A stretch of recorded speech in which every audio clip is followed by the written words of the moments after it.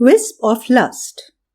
The dream shows how recollections of one's everyday life can be worked into a structure where one person can be substituted for another, where unacknowledged feelings like envy and guilt can find expression, where ideas can be linked by verbal similarities, and where the laws of logic can be suspended. Sigmund Freud, The Interpretation of Dreams. Maya had gone to her son's annual school function, much to her indignation. Her grievances were multitudinous, from cumbersome parking facilities to inadequate seating arrangements for all invited guardians, and all these parents who, despite all these disappointments, enthusiastically thronged the function just to get a glimpse of the apple of their eyes, performing on the stage. The children were made to slog for hours and hours, for days to weeks, for the practice and rehearsals, something which would come down to only 3 to 4 minutes of their presence on the stage. Yet the school does it the same way year after year. Parents attend because they love their children. The children will do it by compulsion and didn't have much say regarding these matters. They were being herded in scorching summers or frosting winters in the open-air amphitheatre and made to toil for hours. To her understanding, if a free will is being given to the students, almost all would prefer the annual function not to happen. But today, Maya wasn't just one of the parents to see their children perform on the stage. She was a special invitee by the school to attend this function, and therefore was offered a seat on the front row, along with the dignitaries and chief guest, separated from the horde of other parents. Maya's son Manav was in the 11th standard, and after 10th standard, the students were spared from participating in annual function. Manav, part of the theatre club, in fact the star of it, was proficient in stage presentation and anchoring. For this reason, he was chosen to be one of the 2 anchors for this edition of the annual function. Another being Brinda, the head prefect for the school, incidentally the kind of girl who can make any parent envious and immediately cause the adoration and admiration for their child take a southward plunge in her presence. The function started late as usual by about 1 hour, and then after a brief introduction from these 2 young anchors, the chief guest was ushered in. Maya looked sideways to see if anyone of her neighbors acknowledged the fact that he was her son, but could find none, and disheartened she looked ahead. Next, the headmistress strode to the lectern. In this cold December night, dressed in ethnic Indian sari, without covering the elegance of it with a jacket, sitting on an aluminium chair under the open sky of the amphitheatre, she knew that the headmistress' address would go on for not less than 45 minutes. Same content year after year. Same boastful talks, the same sense of false accomplishment, same bullshit. Maya wondered if she could show her the previous year's address just to make her realize how tediously monotonous she can get. Why no other parent was thinking her way? She was bewildered. Perhaps they were and ignored this, focusing on those 4 minutes of their child's skit. Chilly weather perhaps was the reason that hardly 5 minutes in the program, she somewhat felt the need to go to the washroom, but suppressed her urge. Shoving her way out from where she was sitting, packed like Solomon's, it would be quite a task. After 15 minutes, she couldn't hold any longer and got up, ruffling many intently absorbed people and turning many annoying heads. The washroom was at the far end of the amphitheatre. Done with relieving herself, she was washing her hands when she looked up at the mirror and found Manav standing behind her. She was startled by his sudden presence in the ladies' washroom. Shouldn't he be on the dais right now? What is he doing here? Why has he come here? How did he know she was here? She was rife with so many questions in her mind, when to her abject horror, Manav drew a knife from his pocket and lunged towards her. With all her swiftness and strength, she stopped his hand midway and prevented the knife from getting under her skin. Terror in her eyes met disgust in his eyes. Manu! She tried to scream, but her terror couldn't allow her to make the sound. She battled to resist his wrestling, to free his arm. She looked all around, hoping someone else by chance might come here and save her. That wasn't the case though. Manav snarled with horridness and she gagged by her panic. Sweat started pouring from her forehead and mixed with tears from her eyes. He didn't relent or let go of her. Why? She wanted to know desperately, before it's too late for her to save herself. But she wouldn't die without knowing, and suddenly felt a new surge of strength. Maya was shaking with fear, fear being more profound on being puzzled. Yet she fought back and halted the progress of Manav's sin. She drew in as much air as possible and shouted with all her might. Not a whisper came out, as if she was being strangled by some unseen force. Her eyes widened and throat parched. Manav, with an unrelenting, ruthless glare on his face, appeared to gain vantage, and was confident to wrestle free his arm and thrust the blade in her bosom. Ironically, the same bosom where he lashed not many years ago to draw his life from. Suddenly she heard the voice of her husband, calling her from outside. Maya became ecstatic and realized she would be saved only if she could scream to draw his attention. He would be equally terrified to see her like this here. She tried to call him back, yet could make no voice. The approaching voice of her husband stalled at the door of the washroom, this being a ladies' washroom. She felt helpless, with help so near and yet so far. As the husband's voice started receding, she became hopelessly violent. She used all her might to twist Manav's arm, a 16-year-old, quite some man already, and tried to gain control over this, but couldn't. The gagged voice and the wrestled hands stayed for some more time. How much, she wasn't aware, when her husband's voice again grew louder and approaching. His voice had a sense of frustration and urgency in it. She turned her face towards the door and once again tried to holler. This time she was able to make a gagging grunt. It was quite primal, a dog-like savage growl, but very weak. Suddenly her husband was calling from close to her ears in almost an irritated voice. "Maya, Maya!" She shook her head and opened her eyes. She might have woken up from her dream, but physical manifestations of her intense dream lingered. Her heart was beating fast and her gaze flitting. Emotions of dread and horror were apparent, and her demeanor quite couldn't change so fast and revealed her disposition. Her body was drenched and still shaking from whatever she endured. Had Roshan, her husband, looked at her face, he would have definitely got alarmed. But incidentally, he was looking at his mobile, trying to catch his morning news while calling her. This gave Maya a few seconds to recover and recompose herself. Apart from the sweat, all other remnants of the phantasmagoric dream were gone now. Feeling damp all over made even Maya surprised. Why she was strange. All she did was to look dazedly at him. The horror of the nightmare had vaporized from her memory. It always does. Only a wisp of it remained. That too, very deeply buried in her consciousness, or rather subconsciousness, and it was very difficult to excavate from there. Now, she thought she would try to recollect her dream later in the day for analysis and interpretation, but what remained of the dream only after a few seconds of its being over was a vague impression that she had a dream, and that too horrible one. Rest all the details would be confabulation if she tried to rebuild it. That blurred and faint wisp that remained from the dream felt like a splinter in the mind for the whole day. That day she couldn't concentrate on any of her course. Quite abstractedly, she went from one course to another. That dream didn't leave her mind, nor did its structure with details, just like a small food fiber stuck in the gums, which the tongue pry continuously and fights and fails in the end, and sits in some corner of the mouth to breathe. She now sat, after her evening tea, in solitude in her room, trying to take her mind off that.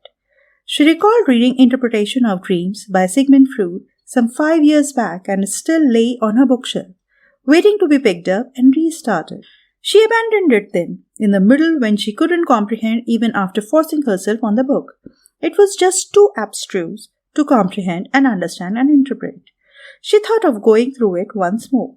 Last month, she was diagnosed with trigeminal neuralgia, an utterly painful condition affecting her face. She came to know of it while brushing her teeth, when it triggered electric shock-like jabs of excruciating pain all over the face. She was put on Tekitrol. It took away the bite of the searing pain but dulled her mind. She read about the disease and the drug in detail, and perhaps knew more than the doctor about the drug by now. She was more drawn towards the psychic effects of the medicine rather than the physical effects. Of course, the pain had eased a lot after that, but she had started getting a feeling that she was steered towards the psychological effects of the drug. This doubt was too thin, and she was uncertain to discuss with her doctor yet. Could this sudden flurry of nightmares be because of the drug? The next morning when she woke up, Roshan was already getting ready for work. She was a late riser, as she loved to do some painting before sleep, and so generally slept late.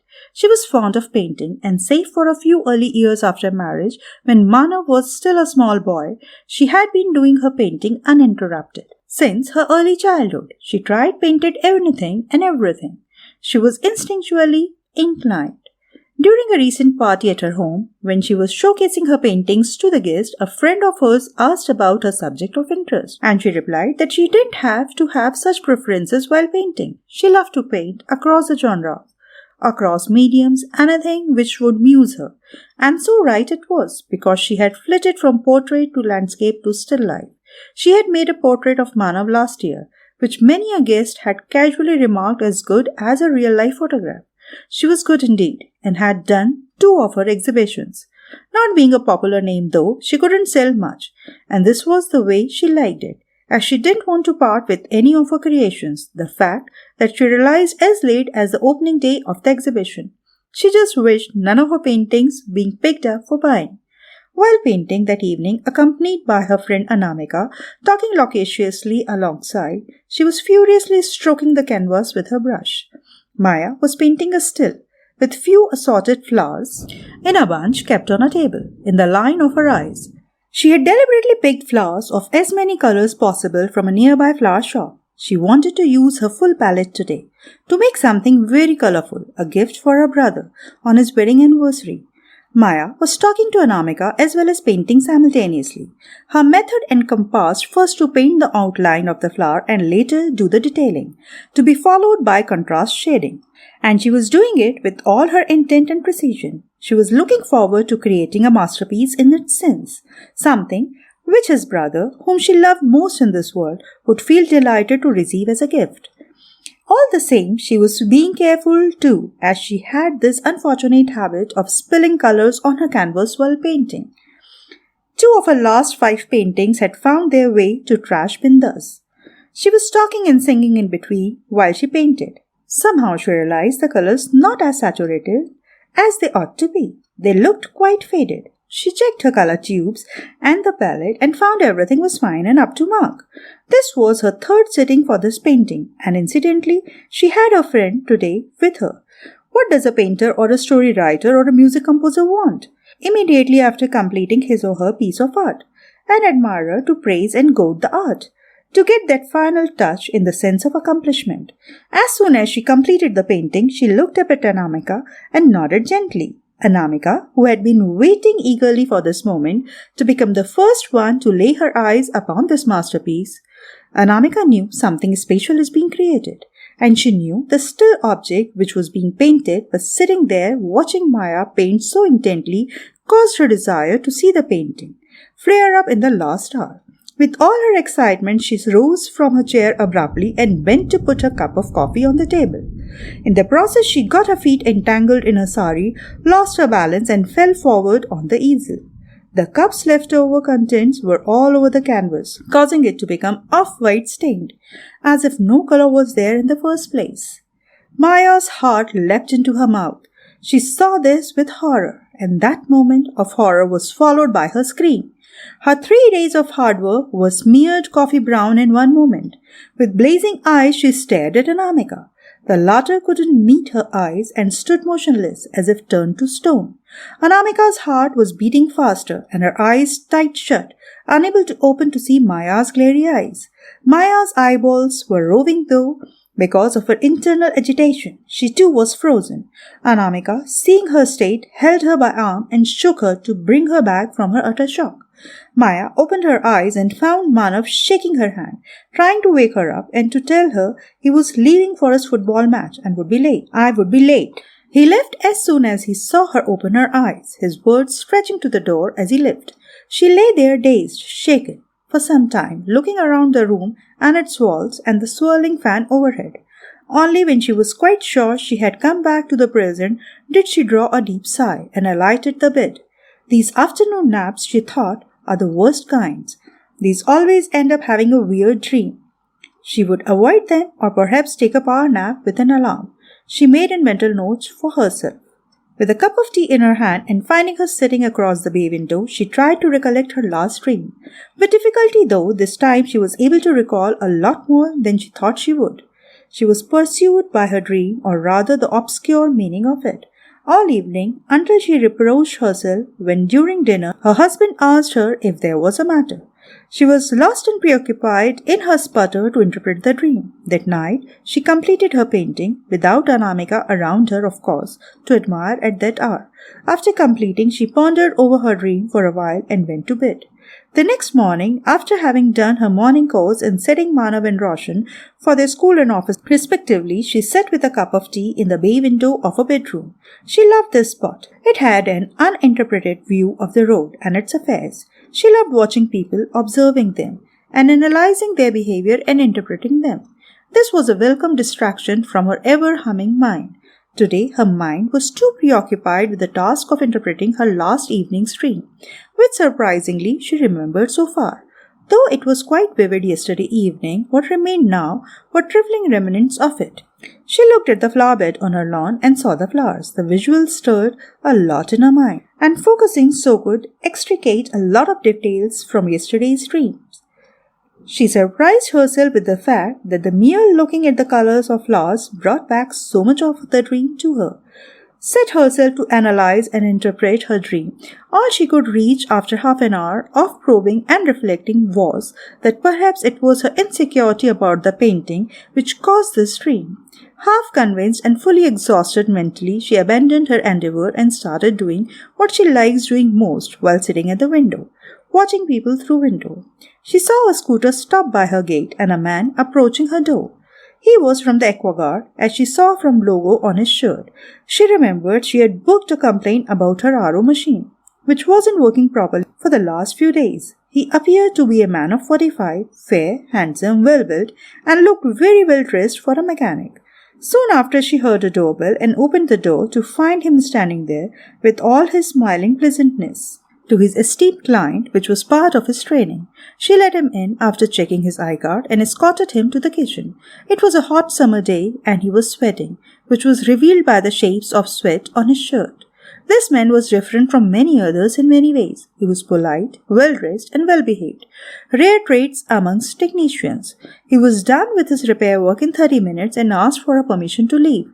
She offered him a cup of tea, which he accepted after initial reluctance. She had enjoyed his presence, and with a big thanking smile after the tea, she signed the form and saw him off. Maya, to her pleasant surprise, didn't quite remember having nightmares for the next few nights. One morning, while she was making herself tea, when her body was there in the kitchen and her eyes were on the pot of frothing tea in the kettle, yet her mind was racing elsewhere, and had a long time ago left the kitchen for her dreams. She was thinking about a dream a few days back in which she was being attacked by her son. Surprisingly, she was able to make herself recollect quite a lot from that dream today. Why would a son try to kill a mother when their relationship was perfectly balanced and cordial? Gazing at the froth with glazed eyes over the boiling tea, she perhaps went into a state of lapsed consciousness, akin to a lucid interval, and started thinking about the dream. Maybe her son represented someone else. Maybe killing was a metaphor for her terror, her anxiety, which manifested this dream. Too many maybe. And she got entangled in her own thoughts and slipped from her sanity. Still, she didn't surrender. She never stopped until she had created the desired effect in her painting which she wanted to convey the observer. Such was her resolute. She tried again, but this time thinking literally. Maybe the knife wasn't real. Maybe it was a message which his son wanted to get through her. What could it be? She thought, and she thought hard, and then failed again. Then when she stopped torturing herself, an idea flashed in her mind. She had been trying to send her son for a boarding school, which he had been resisting vehemently. They both had reasons. She wanted to see him off to the boarding school to become more self-independent, and he for not agreeing upon to leave the insular environment of the home. Maybe this dagger was this message which her subconscious mind read and manifested in her dream. The point which her son was not quite capable of conveying to her is now being presented in her dream at the point of a knife. She felt a chill in her spine and resolved there and then to drop the idea of boarding school for easing him and herself too. She sure would discuss this with her husband later in the day, she thought, but what reason would she tell him about her U-turn? Share her dream? Will he understand? Maya didn't know the answers, and with more bewilderment than when she entered the kitchen, she left with a cup of tea in her hand. That day her mind was quite hackneyed already. When she went to sleep, and she saw a dream, a bizarre one of its own kind. In the morning she got up quite right with the dream stuff and went to take a bath as the first thing, as it was quite hot and she was already sweating as early as 7 in the morning. AC stopped working sometime at midnight. She went inside the bathroom and after taking off all her clothes, she turned the shower on and let the cool water flow over her parched skin. It was a wonderful sensation. Cool water running down her parched skin was quite invigorating. Suddenly she felt as if someone was sneaking from behind the door of the bathroom. In the privacy of her bedroom, she generally left the door of the bedroom ajar, and so did her husband. Roshan was sneaking from behind the door, trying to see her bathing naked. She felt this odd and quite repulsing, the way he was sneaking. As a husband, he could have her any time he wants, but why peep like this? As soon as she turned to face him, he retracted behind the door. Confused and conveyed with soapy foam, she turned the shower on again and let the foam melt down her body. Again she saw from the corner of her eyes him watching her. This time she ignored the ignominy of stepping out of the shower in just a towel wrapped around her privates and swung the door in a jerk to face her husband. He was standing there with a stern face, eyes blazing red, looking at her with wide open and tightly pursed mouth. His face had contempt written all over and a fierce staring look. She got terrified looking at him. She just couldn't stand his looks and closed her eyes in disgust. After a moment of silence, which seemed eternally long to her, he whispered, "Come, let's take a shower together. Today's Sunday."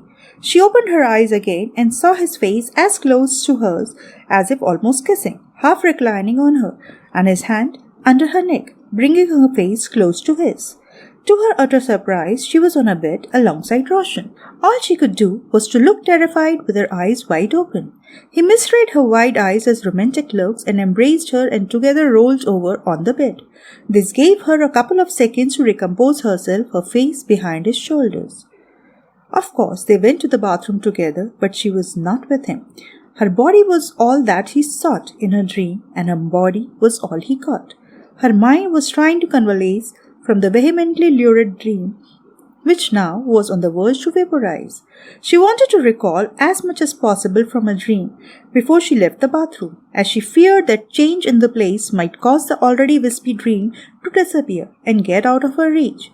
Sundays generally were the most hectic days for her, as the house was quite crowded. She didn't get much spare time to sit alone and reflect upon her dream that day. It was now becoming an irresistible pastime for her to decipher her dreams and seek answers amongst that for the question which she wasn't aware until the answers showed up. Like the dream of school annual function, the next day at her bay window with a cup of tea in her hand, she got the first opportunity to think about her latest dreams. After a certain effort, the elements of the dream which appeared to her as lost came back to her with few missing details. She knew at the outset that the dream represented infidelity. By whom? As far as she could remember, they both had been as faithful as far as she could have thought. Never had Roshan presented with any hint for suspicion, never had she got an opportunity to suspect. Not only that he was a regular 9-to-5 guy, she had complete trust in him. Can there be anything which she might have failed to notice, but her subconscious mind might have picked earlier, which might have manifested now as a dream? Still, she could recall nothing. After fraying her mind hard for some time to recall any clue or trace suggestive of Roshan cheating on her and not getting one, she got weary. A few minutes later, she started thinking afresh, but this time in different lines. What if she had been the one to commit infidelity? She couldn't remember any such incidents after marriage. She had an affair at her college, but it was just a brief one, nothing serious. That can't be taken as infidelity, she justified herself. He had been good to her, loved her a lot, and had been too good in bed for her to think of someone else. Then what? She had reached an impasse, again a break in thinking line and again a fresh start. What if there was an obscure or possibility not so evident affair? disagreeable for her to expose herself, and thus she was sparing herself for thinking that. She started rerun of her life in reverse, starting from the present. She knew it would be a long rerun and arduous task, but she was curious and had all the time in the world. Moreover, this was an important issue that needed to be dealt with if she hoped not to be bothered by the splinter for the rest of the day or perhaps rest of her life. She was scanning her life backward when her attention stopped abruptly at an incident a few days back, when her house was visited by the mechanic from the Aquaguard. He was handsome, suave, and deferential. She reruns that part a few times in her mind, and all she could get was an acquittal for self. She didn't lust or flirt it, she very well remembered. Then her attention drew to the moment when he was leaving. He turned to go, and she, for a flimsiest of moment, looked at his posterior, a well-shaped one, and that thought passed sooner than it came to her. That one moment of infidel glance, she closed her eyes once more and pondered at the implication of that one immortal moment.